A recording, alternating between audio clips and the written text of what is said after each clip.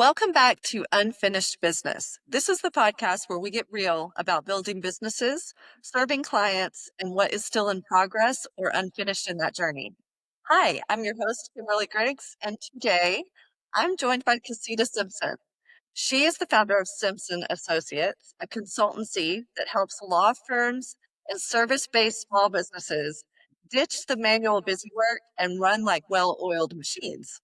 From mastering nearly every CRM in the legal space to automating the smallest repetitive tasks, Casita's team frees her clients to focus on their service, not data entry.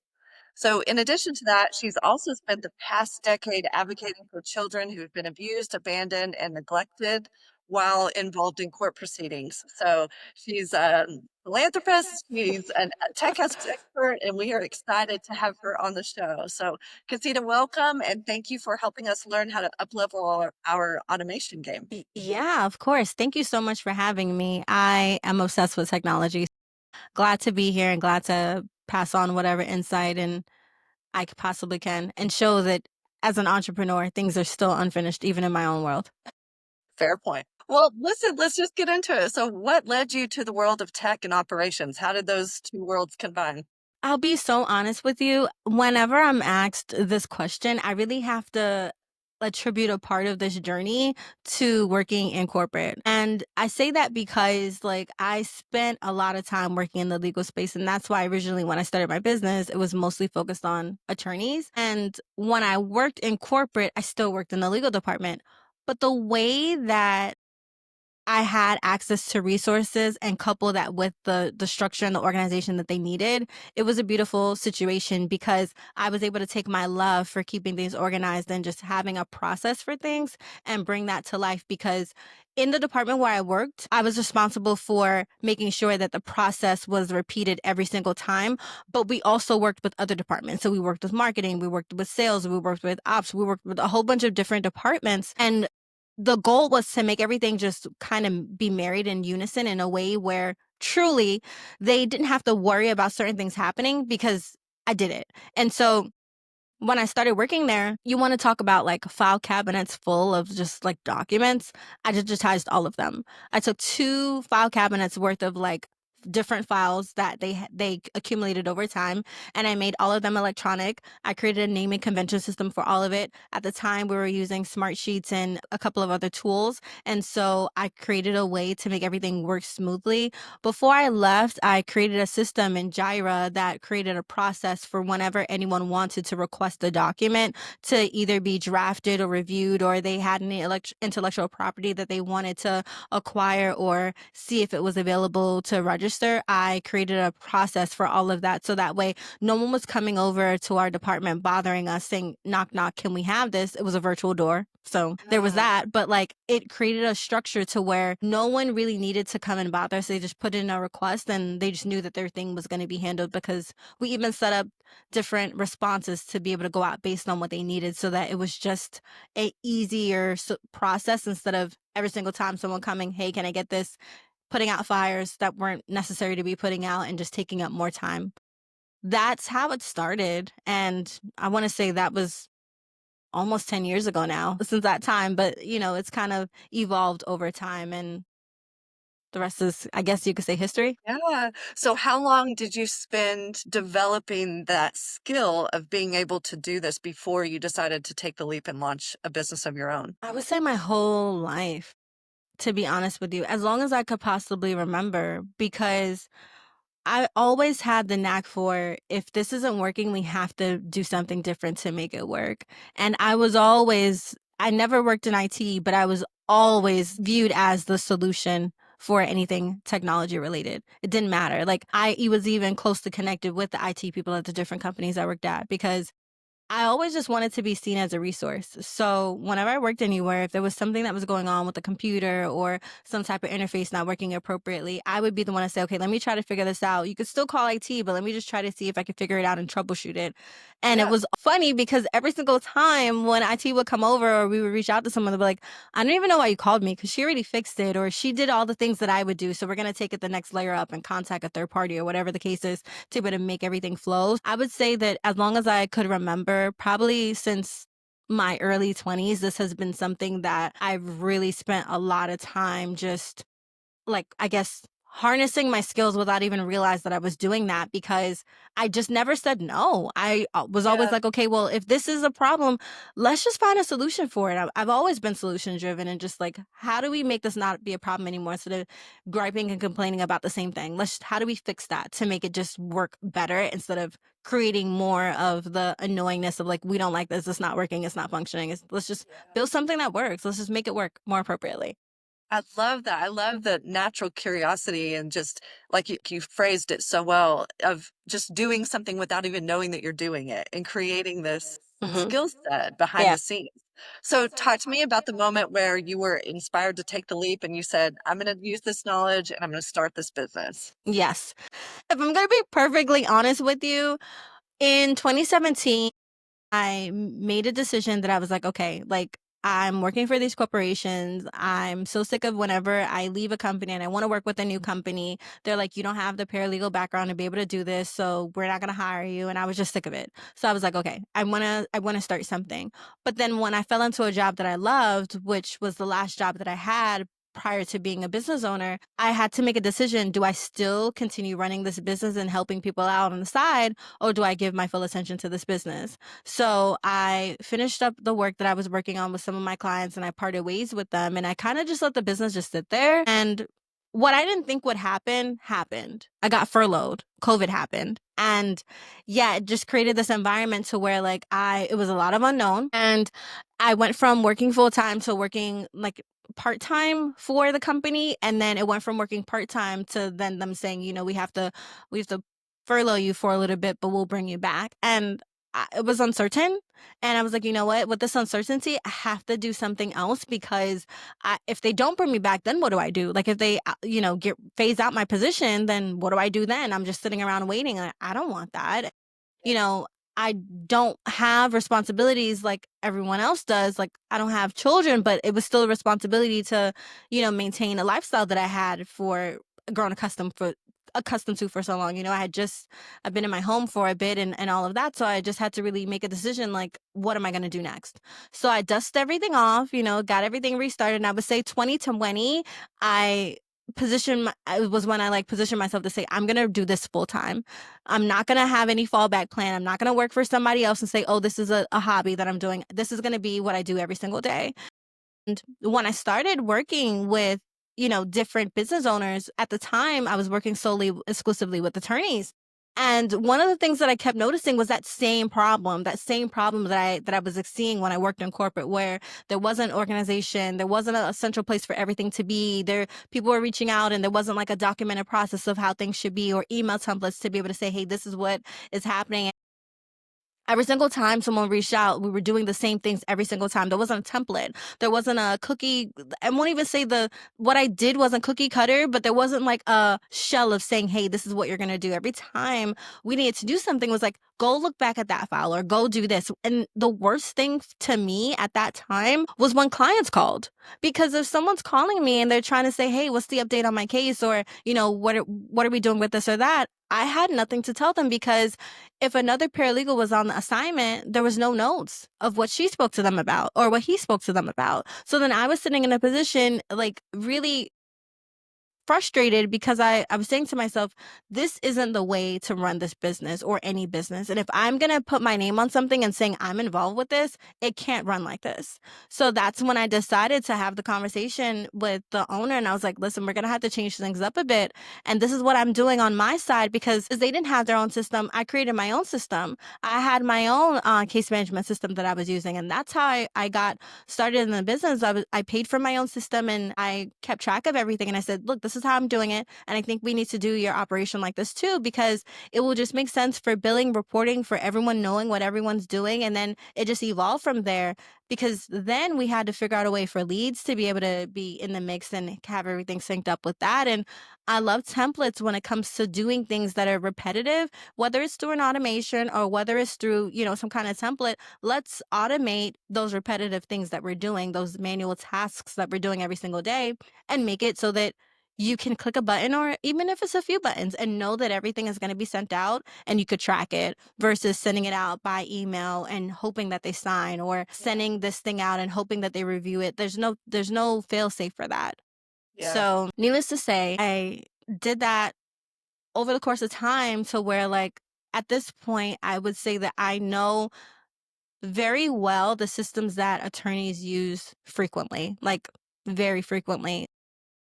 I'm a certified Clio partner. I'm a certified My Case consultant. I have an agency account with Lawmatics. I am certified with Practice Panther. I am a really great referral partner with Locus. I'm familiar with Filevine. Like, so over the course of time, I've acquired a lot of expertise with these different tools to be able to not only understand them, but understand who they serve. Yeah. Because I agree, and I will be the first one to raise my hand and say that every single business, despite the industry, needs a system, but not every system works for every business. And that's something that we have to really get behind, because it would be great to say, all right, like, I'm going to use this, but why are you going to use that? Are you using it because someone told you to use it? Or are you using it because you know that it's best for you? So when Yeah. I initially started working with these different systems, it was with the mindset of, who is this going to help? Which one of my clients would this serve best? And there has to be a sweet spot of where the person's trying to grow and scale to, and what system is going to get them there. Today, I'm blessed to say that I don't have to only work with attorneys. I can work with, a lot of my clients right now, I work with doctors' offices. I have a CPA firm, a realtor, a real estate agency that I'm working with, a health and wellness business, a senior care facility. So now I've branched out to where I work with not just attorneys, but I feel like if you could work with attorneys, you could pretty much work with any other industry. Great. And I learn new tools every single day. There are so many other tools that are out there that are beneficial to businesses, whether you're a Yeah. small or mid-sized business, because let's face it, we all some way somehow need some kind of help with something. I totally agree. And again, just that it's kind of like a doctor and a diagnosis. Once you've seen so many problems repetitively over and over and over again, you start to understand how to go about finding a solution. Tell me, again, working with a variety of clients, not just in the legal sector, but now across other service-based businesses through that challenge. Was there ever automation solution that didn't, what was it? Totally bombed for Oh, a client. totally bombed. Yeah, that you've seen, as kind of a diagnosis, like this just did not work for a client. And how did you go about repairing or offering an alternative solution? Yeah, so a lot of the times these days, with the clients that I have the experience of working with, they've tried someone before, right? And so they've either done it themselves, but maybe they decided that they couldn't do it themselves. So they hired a business, or they hired someone on their team specifically to be responsible for these things. And when that happens, at the time, you kind of do the best with the information that you have, but you really don't know what you don't know. So lately, I've been getting brought into these situations, and I see different automations built, and I'm like, I probably would not have done it like that. But the reality is, with the exposure that you have and the experience that you have, you're going to do the best with what you have. And so I just think things through differently. So when I got into, actually do audits. That's like the second step to work with my business, is do an audit. So I do the audits, and then I get to do a multi-point inspection and really diagnose the system and the processes and how things are going and how things should be going based on their goals. So by doing this, I've seen firsthand that sometimes people get lost in the sauce. And one instance where that has happened to me, it was where, I kid you not, automation had 240 something steps. One, one had 240 something steps. So again, I told you I work on having really great relationships with the systems, and being a partner with these systems. So I reached out to the company before I touched anything, and I was like, hey, so, I'm looking at this workflow, and, tell me what you would tell the client if you saw this, because I'm just curious what you would do in this situation. I already knew what I would do. I scratched the whole thing. I started all over. I actually removed the whole thing. I told them that I was going to do it. after I did the audit, I said, hey, this is what we're doing. This is how it's going to flow. And I'm getting rid of this because it just doesn't work. And I turned that 240 something step workflow into a 12-step for a different workflow situation, which was easier to follow along. Because the problem is with a workflow like that, although yes, you can build it, it's almost like, those rubber bands that have rubber bands inside of them that just like this big knot and you have to figure out where to even start to untangle them. It's a situation Yeah, like that. When you have to triage or you have to troubleshoot or something is broken because tech has mistakes and there are errors and there are misfires, what do you do when it's so yeah, many steps? How do you unpack it when it's so many steps? And even as the person who built the system, they were like, I would not recommend anyone do this because it's problematic. And that's just one instance. I've had other instances with other systems because there's a lot of robust tools out there that I get to work with these days. And so, even another tool that I was working with recently, I saw someone create different properties and different objects that didn't really allow the information to compute properly with reporting, which also created an issue when trying to build out the automations. And I had to fix it, because I can't broken work in brokenness. I have to make sure I fix what's broken and then kind of build from there. So I'm always honest. That's one of the things I do the audit. I'm very honest about what I'm seeing. I sometimes feel like it's necessary to apologize because I'm a little bit too blunt, but I have to give it to you straight because I don't want to make it seem like, it's okay with what happened, but I also want to let you know that this is what the solution could be. And in some instances, it takes time because I have to make sure that I'm delicate in unpacking, especially when the business is using these tools. I can't just go and like completely move away everything and start from scratch because this is a tool that has been used. So right. if someone's using the system, I also have to be delicate about where I'm pulling from and what I'm unpacking, but also being honest about what is possible and what I am able to do and how I can fix the thing. Because although it's not me, the problem is not me, I'm involved in it now. So I want to make sure that both our relationship is solid, but furthermore and more importantly, their relationship with the system is solid. Because when you start to have these issues and you're feeling frustrated, your first thing is like, I need to get rid of the system. I need to use a different system. The system is not working. But really, Right. it's not necessarily that it's not working. It's probably just that it wasn't built the way that it was supposed to. And sometimes, not all the time, but sometimes it is. Because when you're thinking about, let's start out a system like HubSpot, for example, that's a robust system that can do a lot of things.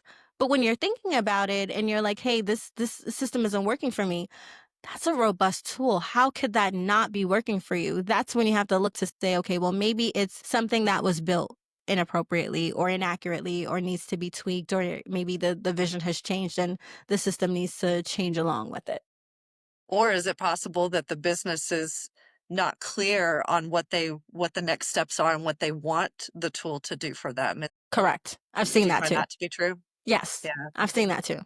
So how do you go about having those conversations? I mean, particularly with the legal industry, as you mentioned, your word's not mine. If you can work with them, you can work with anyone. But when you have someone who's set in their ways, how do you earn their trust enough to be able to essentially break the machine and rebuild it? A really interesting question that you're asking me because I have experienced that as well. Usually when I come into a relationship with someone, if I'm seeing something that isn't working, I'll say, "Hey, I recommend this, and here's why." And then they say to me, I've been doing it this way. And I said, okay. And this is a real story, actually. And I'll say, okay, I understand. Let's continue doing it your way. I'm going to build this out based on what you're saying, and I'm going to continue doing it your way. In my mind, I already know that when we get to a point, they're not going to like this because what they're saying that they want is not going to be able to do it because I've already told them from the beginning it's not going to do it. But because I don't want to, like, one, beat a dead horse, two, make it feel like I'm forcing someone to do something that frankly, it is not my business. I could leave tomorrow. They still have to deal with this stuff because it's their business. So I have to also respect that this is what they know and this is what they've been doing. So I leave them and we continue along working on the project and doing other things. We circle back and I deliver the thing that they said that they wanted in the way that they wanted it. And then it comes to find out they didn't like it. Why didn't they like it? Because I told them from the beginning that it wasn't going to work. But they didn't hear me. But now that they've seen it, they hear me. Now I mention anything else, they trust me because I let them figure it out on their own, which sometimes My mom has this phrase, you could bring a horse to water, but you can't make them drink it.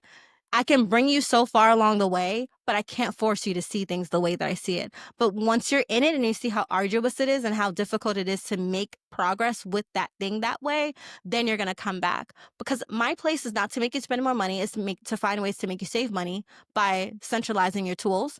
My place is not to make a process harder. If anything, it's to make it simpler, but you have to want that for yourself. And you have to believe in what I'm saying and the trust that I'm putting into you listening to what I'm saying, because trust is a two-way street. I'm trusting that you're going to hear what I'm saying and not make me work harder for the same project that I'm not making any extra money on. That's me putting trust in you, and you're putting trust in me to say I know what I'm doing. Now, if I haven't proven that by the first conversation, then we have a problem. Yeah.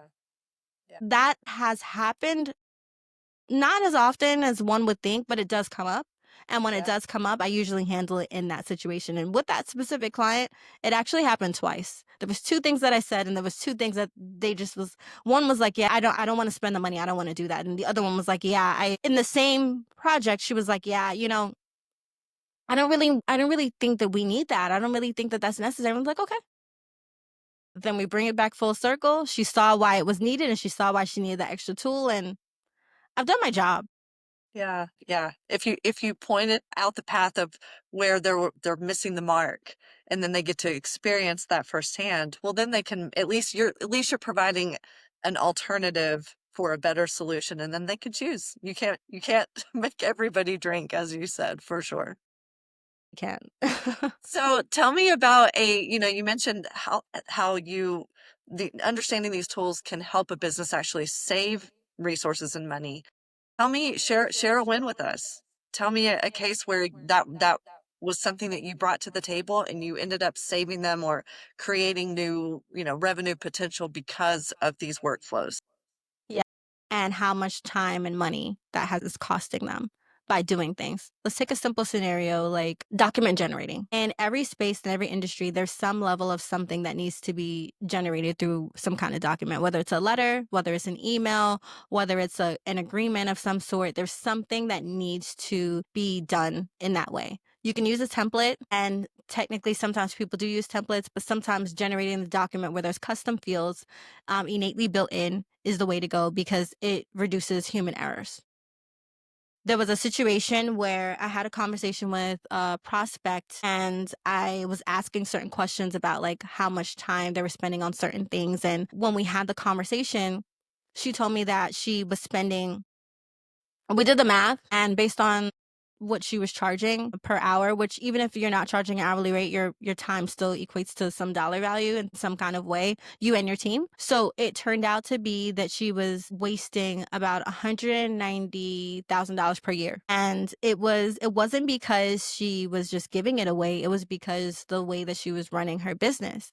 And so what we ended up doing was taking those very same repeatable things, let's say document generating was one of them, making it so that we're reducing errors. So that way, when she specifically was going to sign a document with the client, she was in a space where that was a part of the role that was necessary.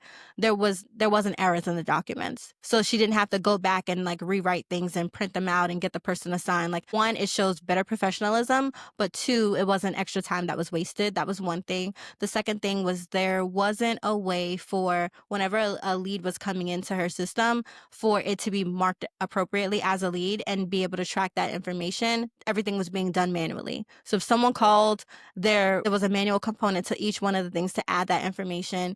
And if there was communication that was happening, everything was happening on a manual way. So that was taking up more time, which no matter the industry, you don't get to charge for administrative functions. That's not where your money comes in. It doesn't matter what space you're in. You don't get to charge for sending out this email unless it was something that, especially for the legal space, you're doing it on behalf of your client, where that's some kind of way, which attorneys technically don't really even charge for emails, to be honest with you. So all of these little things kept adding up. Even the agreements, she was sending out the agreements and she was sending them out not as a template, not through the system, but sending them out as a PDF. So all of these little things were adding up and costing time. Even following up with leads. Following up with leads was something that she was having to do.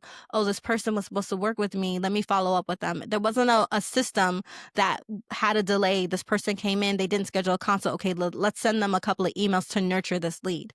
All of these little things were done manually. No matter your industry, no matter what space you're in, there's funnels, there's ways to be able to make sure that you're nurturing your lead. Not only that, but when someone comes on board, there's a welcome email that gets sent out. That can be automated. When your team needs to do work, setting up the tasks and task automation inside the system and say, hey, this new person signed up, start working on the file, start putting this thing together, start asking questions, call them, whatever the next thing is, start doing those things because there's a task associated with that. Checking in with clients periodically. You know, you delivered great service. You want to check in with the client and say, hey, it's been 3 months. Is there anything that needs to be modified? You know, we offer this new service. Do you want to check it out? Even if it's a review, even a review could be automated to where until they click on that link, you're sending them follow-ups like, hey, can you leave us a good review? Can you leave us a good review? Kind of thing. So there's so many different things that can be automated. You just have to really think about, I always recommend to my clients, map out your process, map out your client journey. By mapping out your client journey,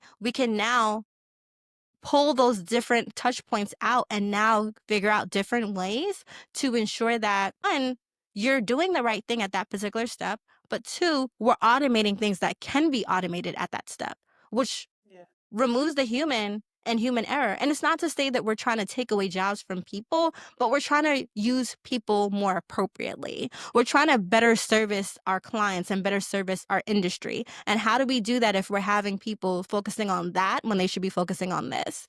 Instead of spending time with that admin thing, maybe you could have more people working with the clients and delighting the client because they're seeing that this business is treating them like the one and only client because the automations are running for the admin stuff. And now your team could be better focused and better positioned to work with the clients and give client satisfaction. I love that you said that and the way that you phrased that, delighted the client. Because, yeah, Yeah. I think every business owner has aspirations to do that. But when there are so many automated tasks that are just mundane, you get lost in that and you lose the human element. So I love that. Do you help clients map out that journey? Like, let's say somebody particularly small, still in that startup phase. Do you work with clients to try to pull out what their workflows might look like potentially? I have actually. And I typically, when that happens, it's usually in space of because when businesses are more on the newer side or they don't have too many things, an audit's not essential. So we'll go the route of having a brainstorming session. So they'll pay me for my time and I'll sit with them and I'll talk through the different components of what they're trying to do. But with that, I get to use the years of industry experience that I have to make recommendations and say, this is what you're doing, but I recommend this instead and strategize with them. It's often where like if a business has different collaterals, but they never really thought through their client journey, it is important to think about because even if two businesses were doing, even if both of us were realtors and we own real estate agencies, the way that we service our clients is not going to be the same.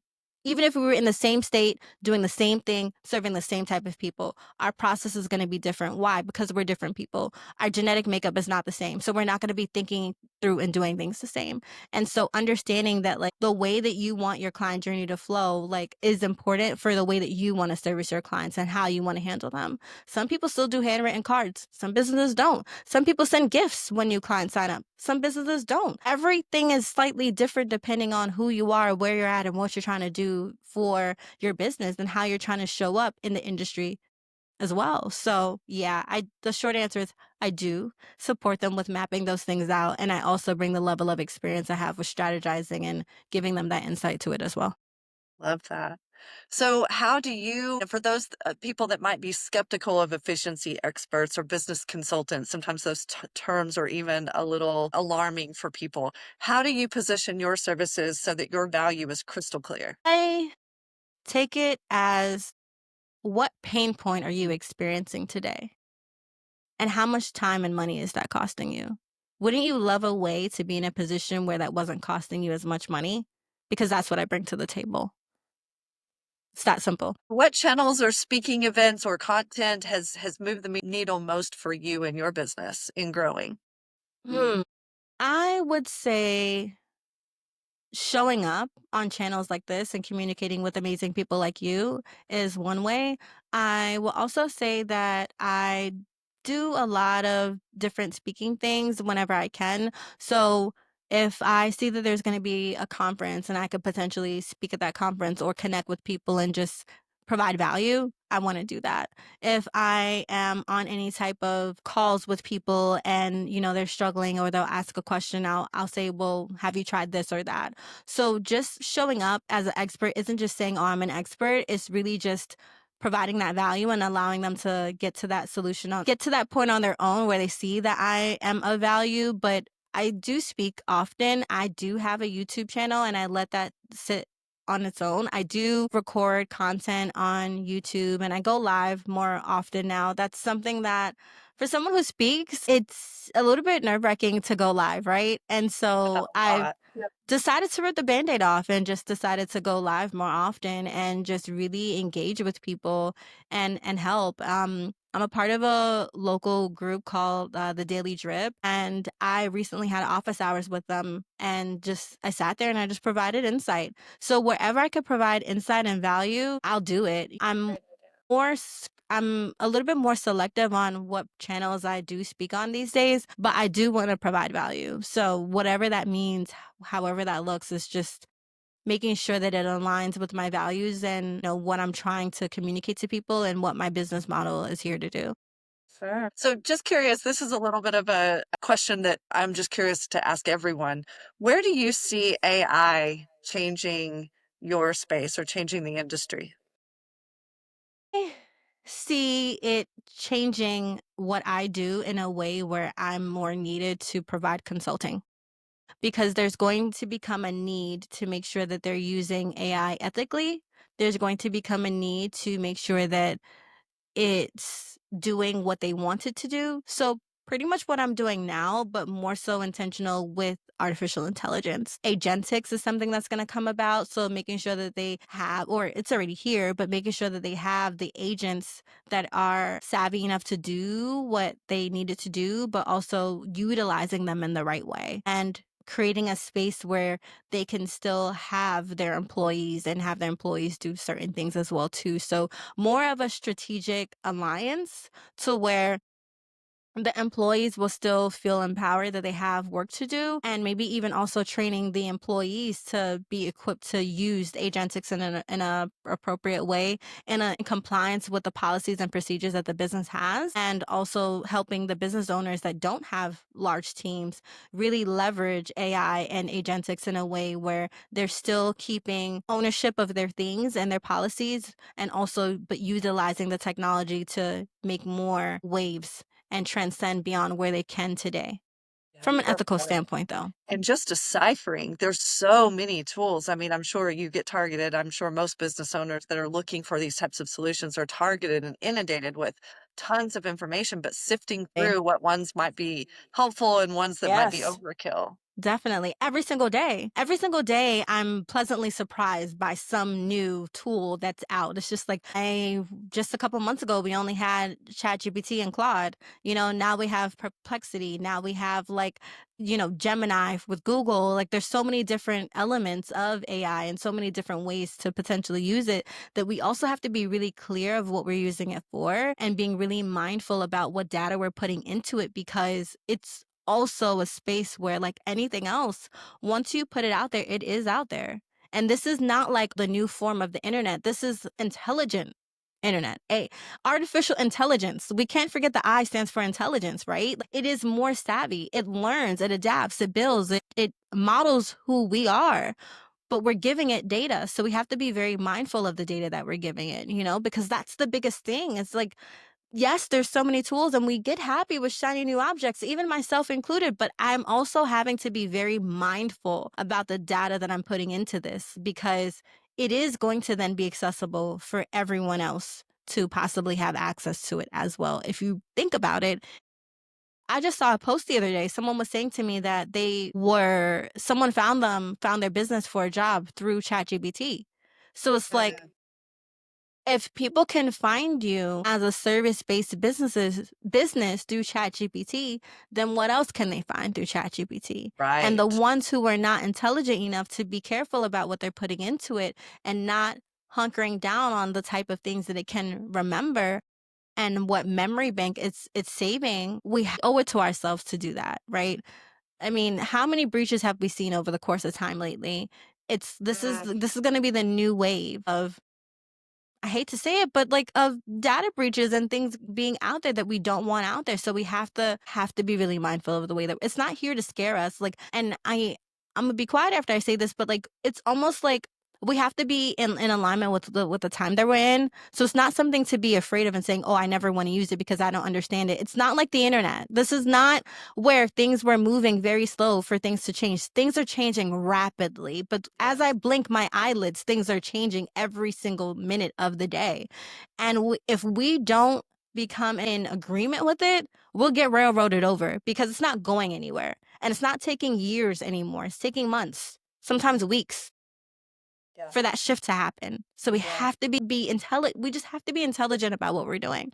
Not say, "Oh, I'm repulsed by it. I'm not going to use it," but also but instead of saying that, just educating yourself and saying, "Here is how I'm going to use it as a business. Here are the policies I'm going to put around it. Here's what I want my team to know when they're using it," because that right there is what is going to be game changer. How you're utilizing it and how you Absolutely. have your team use it.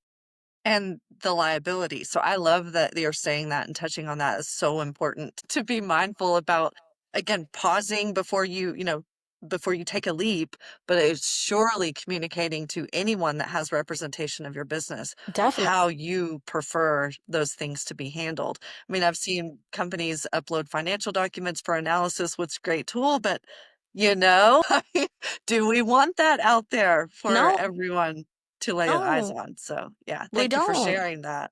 Yeah, of course. That's the scary part. That's the Absolutely. scary part. Truth be told, as someone shared with me very recently a lawsuit or something with McDonald's and their data being breached because their password was like a very simple password that anyone could guess. And so, we really do have to be careful with how we're utilizing these things and the policies to save. You want to save money from a lawsuit? Put these policies in place because when you say, "Hey, I put this thing, you signed to it, you said that you wouldn't do it and you did it," you now are protecting your assets. There's liability, but you're being more mindful of this liability that you're experiencing and that you're dealing with. And also, your insurance company may thank you instead of you being dropped, because that's the other thing that you have to deal with too. Because Good insurance point. companies these days will drop you for less. You're giving them a reason. Yeah, very good point. Very good point. Thank you for sharing. What is still unfinished for you in growing Simpson and Associates? Man, today I would say that I'm working on building a community. So I just launched my community that I'm doing through the school app. So that's unfinished because I'm working on getting more engagement there. I'm doing more online trainings for business owners. So that's, working through that and getting more visibility on that. And I would say I white labeled my own CRM. It's called Obsolete.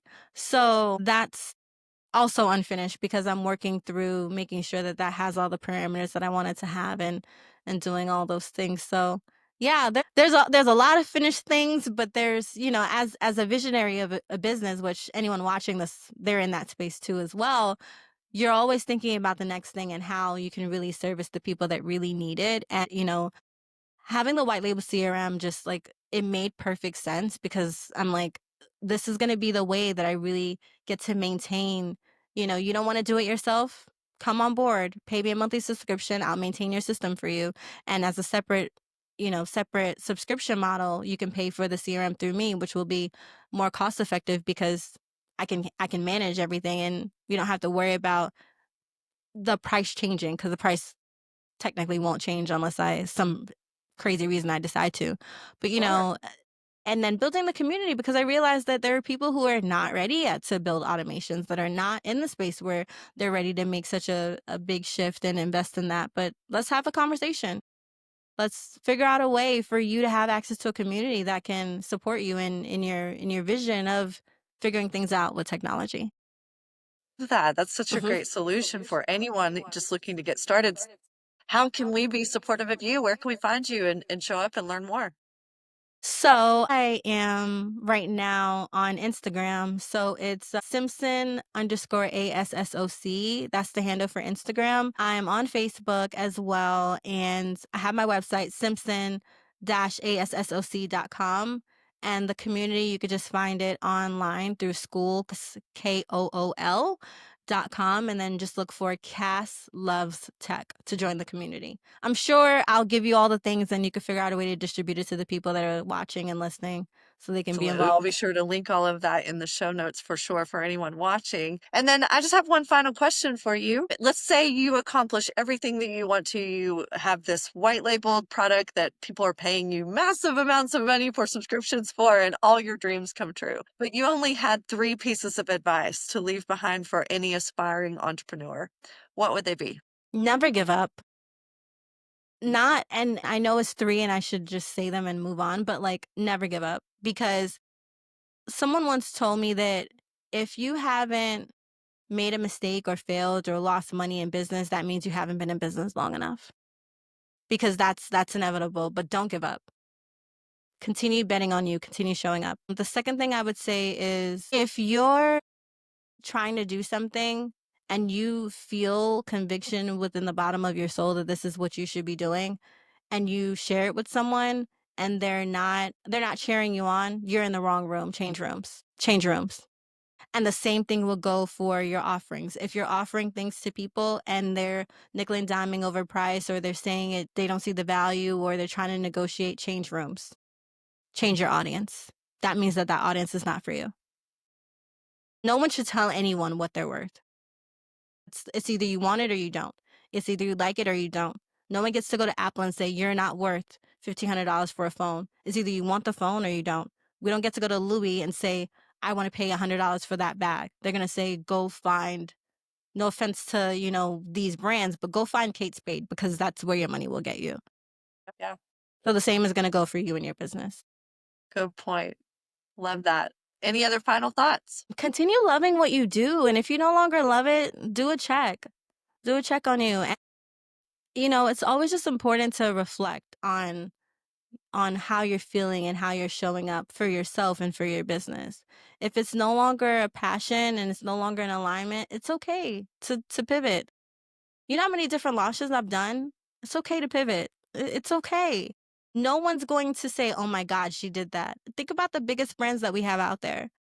McDonald's just came back with the McChicken or the chicken wrap thing. They just came back with that. They probably tried it a couple years ago and it didn't sell the way they want to sell, so they took it off. And now Yeah. it's back. Yeah. If these big brands could do these things, it's okay for you to do these things too, and take the risk. And if it doesn't work out, dust yourself off and keep on moving. Love that. Well said. For any of our listeners that are ready to automate and elevate their practice or their business, I want you to be sure and check out the show notes for ways that we can connect with Casita. And if you like this or this idea sparked something for you, please share it with a colleague or fellow entrepreneur. And be sure and follow Unfinished Business for more real conversations that fuel your growth. Thank you guys for listening. Thank you for having me, Kimberly. I appreciate it. Thanks, Casita. Bye.